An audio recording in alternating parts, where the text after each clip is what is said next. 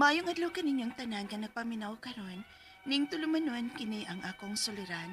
Ilabi na kaninyo Dr. Rene Obra o Attorney Elaine Bathan. Ingon man sa mga artista nga maghatag og kinabuhi ning akong suhat suliran. Ako si Christy, hingkod ang pangidaron, minyo og may tulo ka mga anak. Apan buwag na misa akong nabana ug ni ako karon sa Saudi. Itago na lang sabang among address diha sa ato sa Pilipinas. Punto legal kining akong suliran. Bahin kini ning akong sitwasyon karon. Nakasal manggod ko nga dili akong kabubuton, kundili sa akong amahan. Aron inyong hisabtan, sugdon ko atong 16 anyos pa lang ko. Tuig 2010. Ingon ini ang mga panghitabo.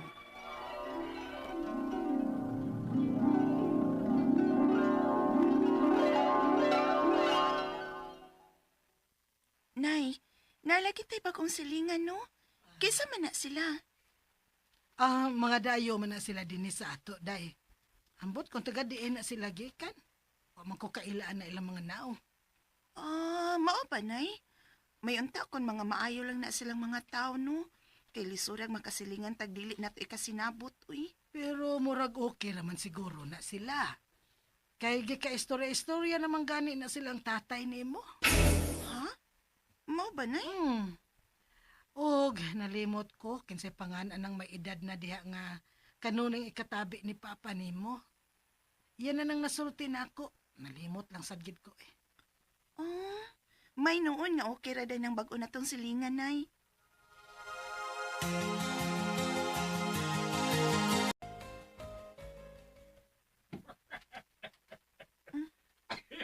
Si tatay, nakig-inom sa bag-o na mong silingan.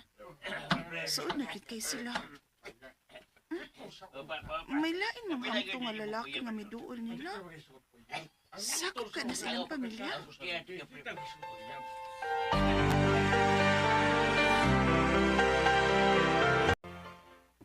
Mao ba? Nay, mga kaedad lang tingali ninyong tatay. Basta kay hamtong na. Magsige rabag tanaw din his ato. Oh, kauban tingali sa ilang pamilya. O baka anak. Basin sad. Kriste! Balik ka dire! Oh, itawag kang tatay nimo ay. Adto dayon kay lisod ba yan nagbatasan ang amahan nimo. Mudayon nagbunot sa sundang kung dili dayon tumanan. Sige na. Oo, Kriste! Nay. Sige na, sige na. Oo, nanatay! Ano, tay? Nakakita ka na naman siguro niya ng bago na to silingan. Di ba? Oo, tay. May tiguang ka nga permi mong ika-istorya. Mayo. Kaya nagkasabot may nga mamisita ang iyang anak nimo karong gabi. Ha? Mamisita, tay? Hindi pa ko madawat og bisita, tay. Oy, kay bata pa ko. 16 pa gani ko. Unya, usa may problema anak kung magkasinabot mo. Basta, tay. Hindi pa ko magpabisita og laki. Bata pa ko. Nag-eskwela pa gani ko, tay. Way magbuot na ako kay amahan ko nimo. Ay.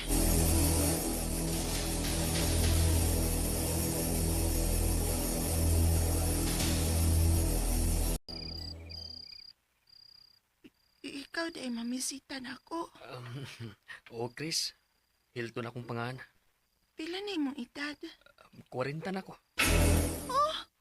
40 na ka. Samtang ako, 16 anyos pa lang. Nya manguyab ka na ako.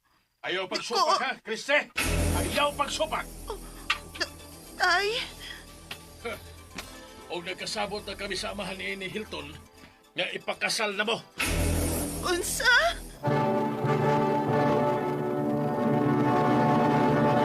Recorded by X Thunder Gaming.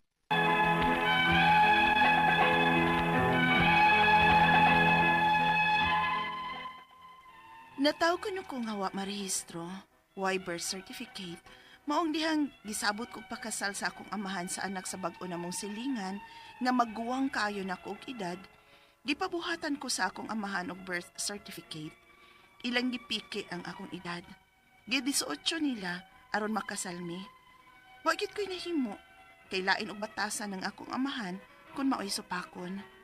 Kapila na kuhan iana ni og sundang kung may gusto siya nga dili nako matuman. Giantos nako nga makikpuyo sa lalaki nga wa ko'y gusto ug maguwang gid kaayo nako.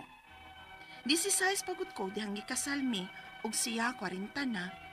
Nakaanak gid mi og 3 ug dihang wa nako makaantos, milarga ko diri sa Saudi. Unya, mani kinatibok ang istorya sa akong kinabuhi, day. Hala, oy. Sorry kaayo, Chris. Kaya wa ko magdahom nga maunay imong giagian. Nakaantosad ka, no? Imagine, niabot ko og 3 ang inyong anak. Tungod kay naapirming akong tatay nga magbantay namo. Masuko kun dili ko ayuhon sa pagtagad ng akong bana. Unya kiniliking wa patay buot. Unya kurog kay kong tatay kay iso kayo. Kay sukad pag yun na siya kaniadto nga kun masupak gani ko siyang gusto. Dutan day ko niyag sundang. Ginoo ko, oy. Kagrabe sa day sa imong naagian, Chris. Unya, ngano nakabaton ka magkaisog nga biyaan ang imong bana ug mga anak? Dihang nakarealize ko nga dili naman ni maong gibuhat ni tatay nako. Di ako ra may yang giingon adto. Ang uban ako mga igsuon nga minyo man ilamang kabubuton. Sila man ang napili sa ilang mga pares. Dili sa man ako nga gipaagi og agreement o sabot-sabot lang nila sa akong ugangan. Moong nagpasumangil kong mularga dinhi sa gawas. Aron lang gid ko makalikay sa kumbana. Apan permi kong magpada og kwarta alang sa akong mga anak. Hala, oy. Pero, Chris, dili man siguro valid tong inyong kasal. Kay gawas nga minor de edad ka pa atong hikayo na. Gipiki magud ka tong imong edad sa imong birth certificate. Pwede ba na sila makasuhan, anak? Ha?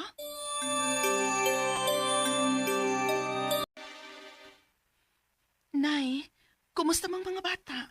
Okay raman, Chris. Pero ang imong bana, sigit pamahad na mo. Unsa? Oras ko no nga may baw siya nga may lain ka ng laki. Ikiha kagyud ko no niya kay kasado mo. Ayaw mo kahadlok anak, nay. Pasadahira na siya. Paguli na lang gud mo sa imong bana, Kriste. Aron malinaw ta. Kay hason, tatay nimo nga sige kasuko. Nay, bisag unsa pa'y mahitabo. Dili na gyud ko makiguli pa sa kumbana, nay. Sa taon ko ninyo, uy. Dili na ko. Dili na mausab ang akong desisyon, nay.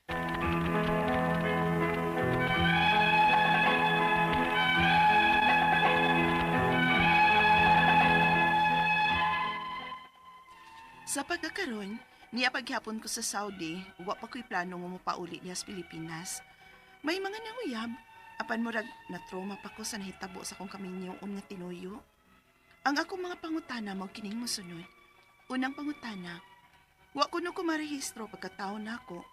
Diha na ko giparehistro sa akong amahan, dihang gipugos ko niya sa pagpakasal sa among silingan nga maguwang kaayo nako. Gihimong 18 ang akong edad, bisag mag-17 pa lang ko adto. Magkiha ba si tatay? Ikaduhang pangutana, balido ba ang pagparehistro sa akong amahan nako? Diin gipiki niya ang akong edad? Gihimong 18, bisan 16 years old pa lang ko. O balido ba sabang among kasal sa akong bana? Ikatulong pangutana, kung pananglit, maminyo ko og lain og ikiha ko sa akong bana, pwede ba sab nga balihon ko siya og kiha? Kay nahibaw man unta siya nga wa ko'y gusto niya. Og siya mao'y naa sa hustong panghuna-huna. Kay 40 na gud siya tong hikayo na. Ikaw pa to katapusan. Ni ako karon sa Saudi. O gustong ipawalang bisa ang among kasal sa akong bana. O sa may mga laka nga akong buhaton. Kay sa akong edad karon, may nindot pa magid unta kong ugma. Ug makasal pa sa lalaki nga ako yung gusto. Palihog, tabangi og tambagi ko. Kini ang akong suliran, Christy.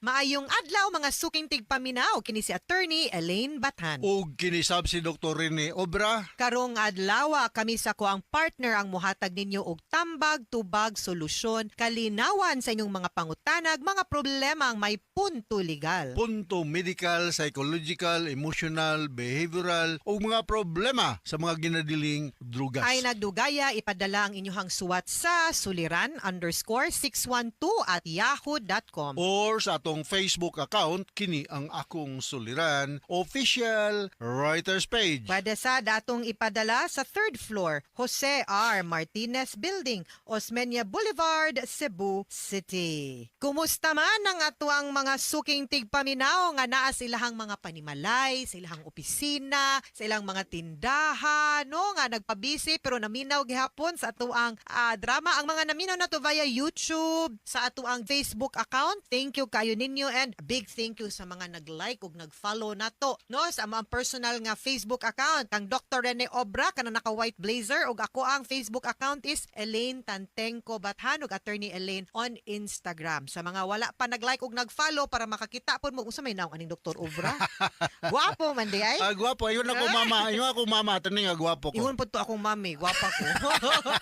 Palihog lang og like ug follow para magkita-kita. And of course, don't forget to like kini ang akong suliran official writers page. Yeah, mga taga-Arimen Davao, kumusta naman mo diha? Yes. Si Ma'am Michelle, naot nga okay na itong kinabuhi diha sa Davao, no? Correct. Ah, Alright, ang atong quote for the day, yes, no? please. Sabay akong hinumduman, ha? Honor thy father and thy mother. Unsa man one of the 10 commandments mo na to ni, no? Bisan Yes. kuno kung sa kasukot imo si mong papa ug mama, remember nga imo nang mama ug papa. Yes. So mo respeto lang kita. Seniority man ning kinabuhi, no?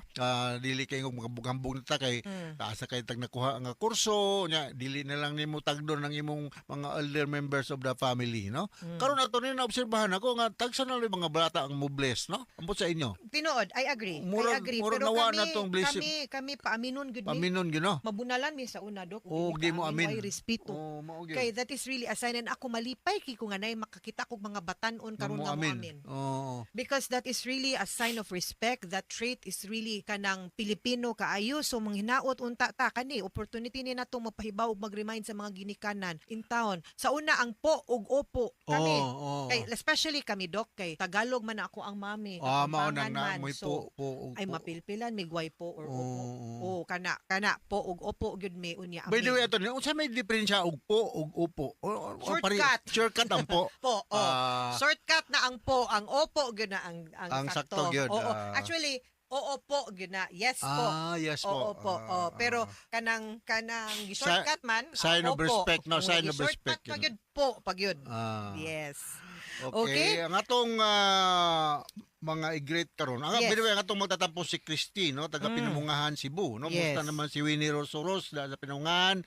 Ricky Fajardo, no? Thank you very much, Rick, sa pag-ayo nimo sa akong bomba dito sa Naga dihay, no? Salamat kayo. Ug mga taga Tabuilan, Cebu, mga Luyaw family, si Kiner Victorino, Estrella Victor ug si Karin.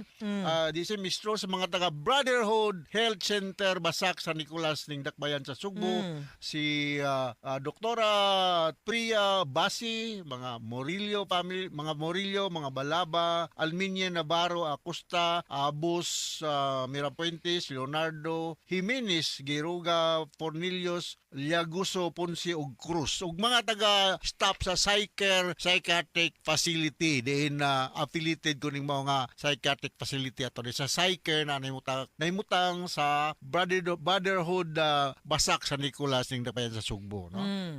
O gato ang letter Si sender. Christy taga Pinamungahan, punto Legal. ang problema ni Christy, no? Mahitungod ni sa iyang sa atong nabati gina. Kani sa iyang Mga kami niyoon manggod siya, Dok, nga. Oh. Wa siya gipugo siya ta siya papa. Oo. 16 years old siya. So bata pa kaayo, no? Bago pang nandalaga. Mm. Unang pangutanan ni Christy, wala ko no ma-rehistro pagkatao nako. Wala ko siya na-rehistro.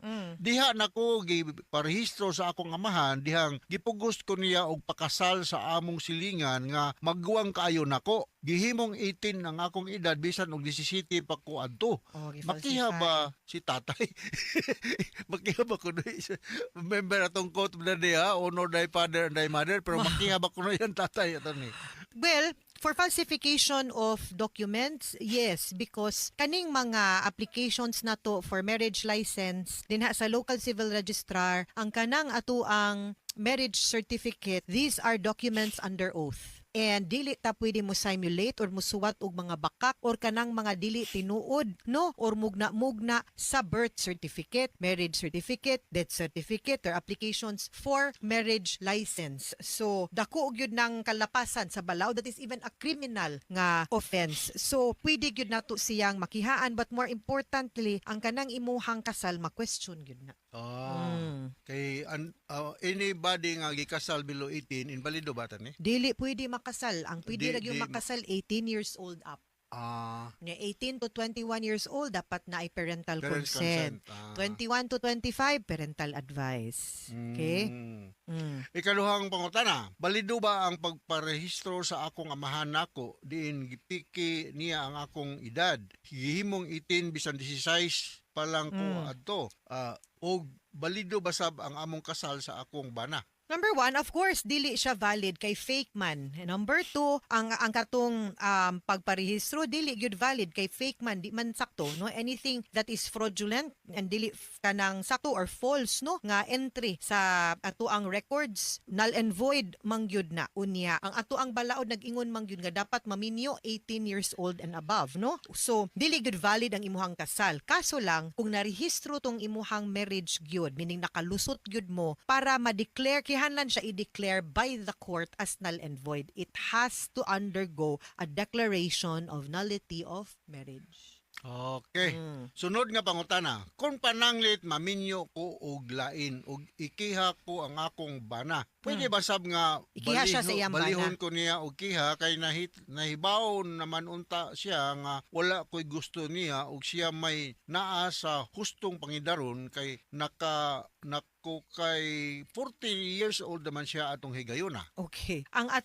So remember, sa ako ang katong previous question ning ingon ko nga, yes, dili valid ang imuhang kasal kay underage ka, dili ka sakto pangidaron, but if narehistro ang imuhang kaminyoon for all legal intents and purposes until ma-declare na nga null and void, nagpabilin gyud kang minyo sa mata sa balaod. Kung gusto kang makalingkawas ang imong sitwasyon, ipa-declare sa na nga null and void ang imong kasal para makaminyo ka og lain. Because again, you cannot take matters or neither can you take the law into your own hands. Just because kibaw ka nga dili valid does not mean nga pwede na ka magmugna-mugnang mubuhat og maski unsa. Kinahanglan ipa-declare sa na nimo nga null and void ang imuhang kasal, usa ka magminyo og lain. Makiha ba ka sa imuhang bana? My answer is yes. Nga naman, kinuna pa man kay marriage license. O license marriage contract. Minyo pa man ka. Gawas usas imong kaminyoon. Kay makagawas man gyud ka. Di makaparehas anang uban nga way saktong basihan for going out of marriage except psychological incapacity. Kani null and void man gyud from the beginning kay 16 years old man ka. So di ka angay mag-uul. Okay. Okay. Ikaw pa to katapos ang pangutana. Ni ako karon sa Saudi. O gusto walang bisa ang among kasal sa akong bana. Unsa may mga lakang nga akong buhaton kay ang akong edad karon may sa akong edad kuno karon may nindot pagyud unta kong ugma og Correct. makasal sa lalaki nga akong gyung gusto. Tinuod. So, kana, what you need to do, magpaanal ka. Kuha kag abogado, kuha ang imuhang saktong birth certificate, kuha ang imuhang marriage certificate para makompute na, ang imuhang birth certificate kani, nganong nanobra man ning imong edad sa imuhang marriage certificate, kana ragyod, no? And by then, you can really go out of the marriage, maanal imuhang kasal, ug pwede gyud ka nga maminyo, ipaanal lang usa na. Di ka angay mag-uul, kay naman kay basihan. So, you have to go through the process lang yun sa declaration of nullity. Korte lang yun na. Magkuha lang yun ta og serbisyos mga abogado na ama na Sauding imuhang bana basin makatabang siya gasto para sa serbisyos abogado og pag-file didto sa korte. Sige mga 1-2 years mahuman na ka. Maanal na ka, makalingkawas na ka dinha, and I agree with you. Pwede pa kang magminyo og balik. Diba? Okay. Mga sukintig paminaw, hinaot unta nga naamoy nakutlo na pagtulunan karong adlaw. Kini si Attorney Elaine Bathan. Og kinisab si Dr. Rene Obra. Daghan kayong salamat sa inyong pagpaminaw sa atong tulumanon. Hangtod sa sunod nga sugilanon, dinhigapon sa atong programa. Kini ang akong suliran. Gikan sa RMN Production Center. Radio mo nationwide tatak araman. Daghang Daghang salamat. og maayong adlaw.